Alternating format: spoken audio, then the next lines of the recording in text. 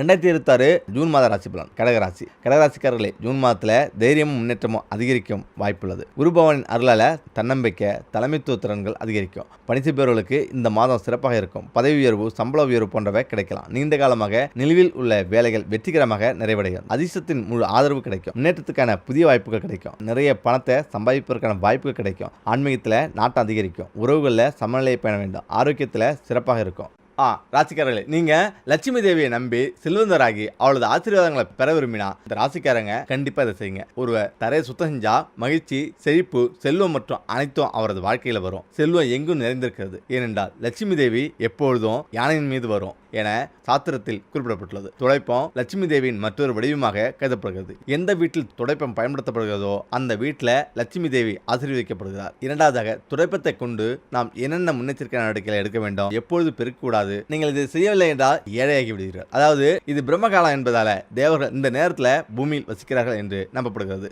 அதிகாலை 4 மணிக்கும் 7 மணிக்கும் இடைப்பட்ட இந்த நேரத்தில் தேவர்கள் ராவணனிடம் செல்கிறார்கள். இது சூரிய உதய நேரமும் கூட. இந்த நேரத்தில் அனைவரும் தங்கள் வீடுகளை சுத்தம் செய்கிறார்கள். குறிப்பாக கிராமப்புறங்களில் அதிகாலையில் இருந்து தங்கள் வீட்டை சுத்தம் செய்பவர்கள் எப்போதும் மகிழ்ச்சியாக வாழ்கிறார்கள். நகரத்தின் மிகப்பெரிய பிரச்சனை என்னவென்றால் மக்கள் சரியான நேரத்தில் எழுந்திருக்க முடியாம எப்பொழுதும் வறுமையால் அவதிப்படுகின்றனர். வறுமையும் துயரமும் அவர்களை சூழ்ந்துள்ளது. நகரத்தின் மற்ற பகுதிகளில் கூட யாராலும் மகிழ்ச்சியாக இருக்க முடியாது. எனவே விரோத காலம் வந்து சூரிய உதயம் முடிந்த பிறகு ஒருவரால் மகிழ்ச்சியாக இருக்க முடியாது. யாராவது விடியலுக்கு முன் எழுந்து வீட்டை பெருக்கினா அப்போது அவர்கள் பல நன்மைகளை பெறுகிறார்கள்.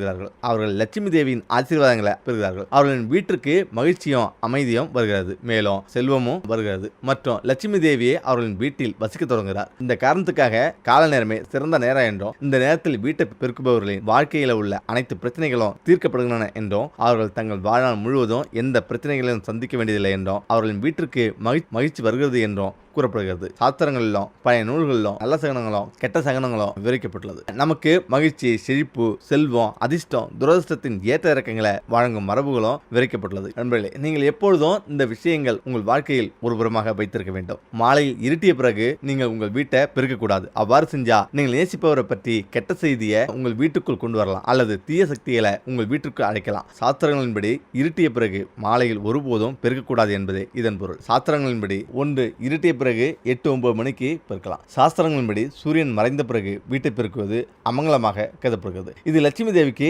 இழைக்கப்படும் அவமதிப்பாக கருதப்படுகிறது. இதை செய்பவர்களின் வீடுகளில் செல்வத்தை பார்க்க முடியாது. பல தங்கள் கனவுகளில் ஒரு புதிய துடைப்பத்துடன் நிற்பதை காண்கிறார்கள். இது உங்கள் கனவுகளில் பலமுறை நடந்திருக்கலாம். இதன் நேரடி பொருள் இது நல்ல அதிர்ஷ்டத்தின் சின்னமாகும். உங்களுக்கு ஏதோ ஒரு நல்லது நடக்கப் போகிறது. உங்கள் வாழ்க்கையில் ஒரு நல்ல சகுனமாக கருதப்படுகிறது. உங்களுக்கு அப்படி ஒரு கனவு வந்திருந்தா உங்கள் அதிர்ஷ்டம் மிக விரைவில் மாறப்போகிறது. நண்பர்களே, வீட்டுக்குள் குப்பையை கூட்டி ஒரு மூலையில் வைக்காதீங்க. உடனடியாக அதை பெருக்கி அப்புறப்படுத்துங்க. கவனமாக இருங்கள். நீங்கள் இதை ஒருபோதும் செய்யக்கூடாது. நண்பர்களே, இது மிகவும் கெட்ட சகுனமாக கருதப்படுகிறது. பலர் இதை ஒரு பிரச்சனையாக கருதியுள்ளனர். மேலும் பலர் இந்த தவறு செய்த பிறகு அதை ஒப்புக்கொண்டுள்ளனர். உங்கள் குடும்பத்தில் யாராவது வீட்டை விட்டு வெளியே சென்றா அவர்கள் சென்றவுடனேயே நீங்க ஒருபோதும் பெருக்கக்கூடாது. அந்த நபர் தனது இலக்கை அடைந்து விட்டார் என்ற செய்தி உங்களுக்கு கிடைத்து விட்டா நீங்கள் வீட்டை பெருக்க வேண்டும். அவர் வெகு தூரம் செல்லவில்லை என்று தெரிந்தோம் நீங்கள் வீட்டை பெருக்கினா அது மிகவும் கெட்ட சகுனமாகும். அவ்வாறு செய்வது உங்கள் வீட்டில் பெரும் பேரழிவு ஏற்படுத்தக்கூடும். எனவே குடும்பத்தில் யாரேனும் வீட்டை விட்டு வெளியே சென்றா அவர் சென்ற பிறகு ஒருபோதும் வீட்டை பெருக்காதீர்கள். அதாவது விருந்தாளியாக நீங்கள் தூய்மையில் கூடுதல் கவனம் செலுத்த விரும்பினா அவர் சென்ற 1 அல்லது 2 மணி நேரத்துக்கு பிறகு தரையை துடைக்கலாம். அதுவும் கடவுளிடம் பிரார்த்தனை செய்த பிறகு பெருக்கலாம். இதுபோல் தொடப்பத்தின் மீது கால் வைப்பதும் மிகவும் கெட்ட சகுனமாக கருதப்படுகிறது. இதன் பொருள் உங்கள் வீட்டின் லட்சுமி தேவியை நீங்கள் உதைக்கிறீர்கள் என்பதாகும். நண்பர்களே, லட்சுமி தேவி அவமதிக்கப்படாமல் இருக்க நீங்கள் எப்போதும்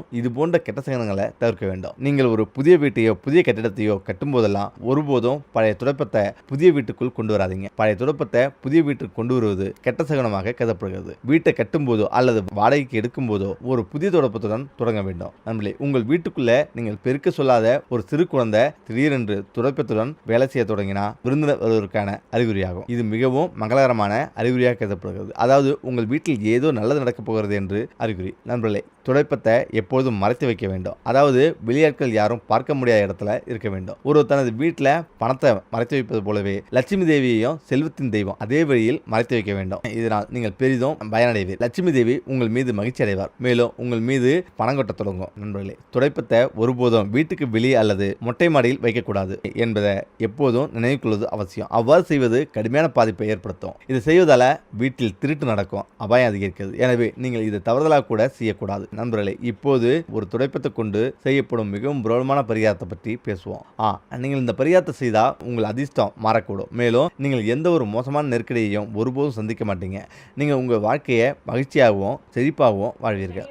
எப்பொழுதெல்லாம் ஏதேனும் சிக்கலை சந்திக்கிறீர்களோ, உங்கள் வீட்டில் பணப்பற்றாக்குறையை உணர்கிறீர்களோ அல்லது உங்களால் பணம் பெற முடியாமல் இருக்கிறீர்களோ, அப்போது நீங்கள் இந்த மிக முக்கியமான பரிகாரத்தை செய்ய வேண்டும். ஒரு புதிய தொடப்பத்தை கொண்டு வர வேண்டும். புதிய தொடப்பத்தை வாங்கிய பிறகு லட்சுமியை வழிபட வேண்டும். லட்சுமியை வழிபட்ட பிறகு நீங்கள் தொடப்பத்தையும் வழிபட்டு லட்சுமி தேவியிடம் பிரார்த்தனை செய்ய வேண்டும். உங்களுக்கு தேவையானதை அந்த விருப்பத்தை நீங்கள் லட்சுமி தேவியிடம் கேட்க வேண்டும். பிறகு நீங்கள் செய்ய வேண்டியது என்னவென்றால், ஒரு சிவப்பு துணியை அல்லது ஒரு கருப்பு துணியை எடுத்துக்கொள்ளலாம். அல்லது இந்த மூன்றுல சிவப்பு துணியே சிறந்தது. நீங்கள் அந்த துணியை எடுக்க வேண்டும். அதற்குள் துடைப்பத்தை சுற்றவும். நீங்கள் செய்ய வேண்டியது, உங்கள் வீட்டுக்குள்ளே யாரும் பார்க்க முடியாத ஒரு சிறப்பு இடத்துல துடைப்பத்தை வைக்க வேண்டும். அதன் பிறகு லட்சுமி தேவியை பிரார்த்தனை செய்ய வேண்டும். நீங்கள் கெட்ட பணி முடியும் வரை அல்லது லட்சுமி தேவி உங்கள் வேலையை செய்யும் வரை நீங்கள் துடைப்பத்தை பயன்படுத்தக்கூடாது. நீங்கள் துடைப்பத்தை பயன்படுத்தவோ அல்லது வெளியே எடுக்கவோ கூடாது. மேலும் லட்சுமி தேவி உங்கள் தனது ஆசீர்வாதத்தை பொழிவார். உங்கள் பணி முடிந்ததும் முதல்ல நீங்கள் துடைப்பத்தை அவிழ்த்து லட்சுமி தேவியை வழிபட வேண்டும். லட்சுமி பூஜை முடித்த பிறகு, லட்சுமியை வழிபட்ட பிறகு அந்த துடைப்பத்தை ஒரு பிரேத்த கோயிலோ அல்லது உங்கள் வீட்டில்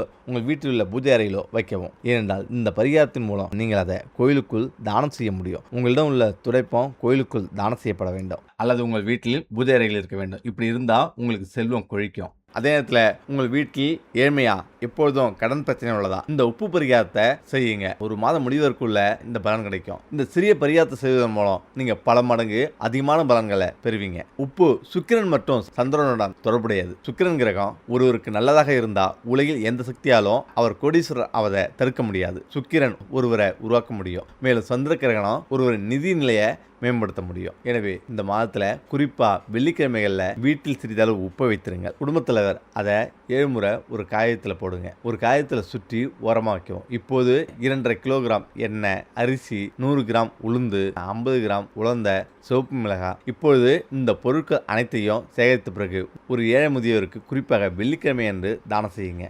இந்த பரிகாரத்தை மாதத்தின் முதல் பகுதியிலே செய்துவிட்டு அமைதியாக உங்கள் வீட்டிற்கு திரும்ப வேண்டும். பிறகு உங்கள் நிதி நிலைமை படிப்படியாக மேம்படுவதை நீங்கள் கவனிப்பீங்க.